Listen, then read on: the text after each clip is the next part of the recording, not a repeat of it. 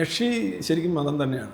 യക്ഷി എന്ന് പറഞ്ഞു കഴിഞ്ഞാൽ നിങ്ങൾക്ക് നിങ്ങളുടെ ശരീരത്തിൽ നിങ്ങളെ ഉപരിയായി ഒരു ചെറിയ നിങ്ങൾ ഉണ്ട്, ഒരു കുഞ്ഞ് രജനീഷ്, അദൃശ്യനും അരൂപിയുമായ ഒരു കുഞ്ഞ് രജനീഷ്, ഒരു ബോധം എന്നൊക്കെ പറയും.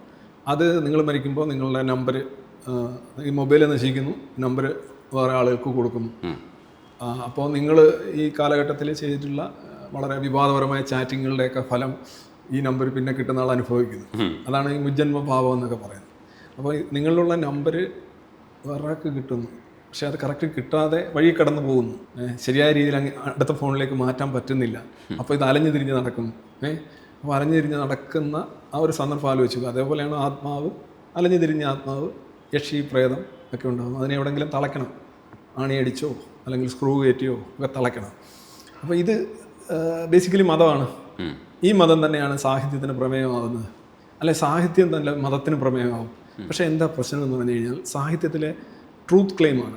സാഹിത്യത്തിൽ നമ്മൾ പറയുന്ന, അല്ലെ ആർട്ടിൽ നമ്മൾ പറയുന്നൊരു കാര്യം വസ്തുതയാണ്, യാഥാർത്ഥ്യമാണ് എന്നൊരു ക്ലെയിം ഇല്ല. അതുകൊണ്ട് നമുക്കത് ആസ്വദിക്കാം, ഒരു പ്രശ്നമില്ല. പക്ഷെ മതത്തിൽ ഇതേ യക്ഷി ആത്മാവിൻ്റെ രൂപത്തിലും മുജ്ജന്മവും പിന്നെയുള്ള ജന്മമൊക്കെ ആയിട്ട് യാഥാർത്ഥ്യമായിട്ട് നിങ്ങളുടെ മുന്നിലേക്ക് വരുന്നു. ഇതാണ് എൻ്റെ ടെറർ എന്ന് പറയുന്നത്, റിലീജിയൻ്റെ ടെറർ.